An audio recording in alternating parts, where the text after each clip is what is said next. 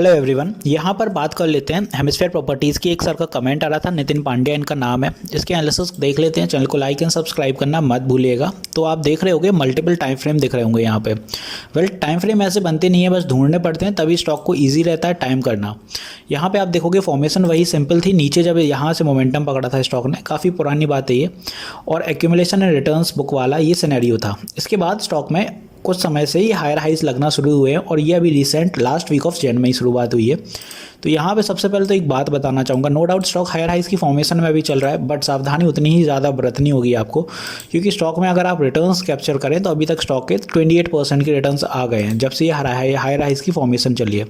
तो स्टॉक 40-50% के बाद साइडवेज होगा, तो पहली समझदारी वहाँ दिखाना आप, क्योंकि साइडवेज होगा तो फिर आप कहीं ऊपर के लेवल पर ना फंस जाओ। अब बात करते हैं स्टॉक में क्या टाइम फ्रेम्स हैं।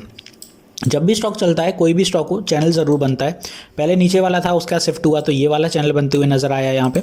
इसके बाद ये कुछ ट्रेंड लाइंस हैं, ये यहाँ से आप देखें हायर हाइज बने जो पहले के, इसी ट्रेंड लाइन ने ये हर्डल फेस करते हुए दिखाया 248 का। और ये ट्रेंड लाइन कब से बन रही है यहाँ पे? 2021 के अराउंड से बन रही है। यहाँ पर वो ट्रेंड लाइन काम करती हुई नज़र आई है। अब यहाँ पर जो आपको देखना है, एक तो साइकोलॉजिकल लेवल है साथ में यहाँ पर 250 के अराउंड यहाँ पे, साथ ही साथ ट्रेंड लाइन का हर्डल हो गया। और ट्रेंड लाइन ये बहुत मेजर ट्रेंड लाइन है, इसीलिए इंपॉर्टेंट हर्डल हुआ है। तो एग्जैक्ट रिवर्सल यहाँ से बना और 242 के अराउंड क्लोज हुई है। तो मंडे को जो पहला टारगेट अपना रहेगा ऊपर की दिशा में 250 ही रहेगा, बिकॉज साइकोलॉजिकल लेवल पे ऑब्वियसली सेलर्स एक्टिव होंगे, तो यहाँ पे स्टॉक को निकलने में थोड़ी दिक्कत होगी। नो डाउट स्टॉक निकलेगा, बट थोड़ा समय लेके निकलेगा, तो पैनिक मत करिएगा, क्योंकि यहाँ पे अगर पुल बैक बनेंगे तो वो भी आप देख लीजिए। बाय एनी मीन्स अगर स्टॉक पुल बैक दिखाता है तो 234 तक करेक्शन दिखा सकता है अपना। Next support in the same line अपना जो रहेगा वो रहेगा 227 के आसपास, और तीसरा सपोर्ट अपना स्टॉक दिखाएगा 220। तो ये हुए अपने नीचे की दिशा में सपोर्ट। अगर स्टॉक फॉल करता है इन लेवल्स पे ही कहीं ना कहीं पुल बैक बनेगा। पुल बैक एज क्योंकि पुल बैक इसलिए बनती है क्योंकि फ्रेश एंट्रीज वहाँ पे आती हैं, तो ये अपने पुल बैक की बात हुई। तो अगर नीचे जाता है या रहता है, तो फिर अगर नीचे जा रहा है तो यहाँ कहीं तक सपोर्ट लेगा, 225 स्ट्रॉन्ग सपोर्ट होगा, बिकॉज वो भी एक साइकोलॉजिकल लेवल है। बात करें अब ऊपर की दिशा की कि स्टॉक ऊपर चलेगा तो कैसा जाएगा, तो 250 अगर सस्टेन कर लेता है तो 255 तक आपको सेलर्स देखने को मिलेंगे, बिकॉज साइकोलॉजिकल लेवल के 5 पॉइंट बाद तक सेलर्स एक्टिव होते हैं, तो जाहिर सी बात है। तो यहाँ तक सेलर्स पीछा नहीं छोड़ेंगे, स्टॉक को कोशिश करेंगे कि स्टॉक 250 के अंदर वापस आ जाए। ये सस्टेन कर गया तो फिर स्टॉक 265 भी जाएगा अपना, ईजिली जाएगा, और 265 के बाद जो बड़े सेलर्स देखेंगे वो 275।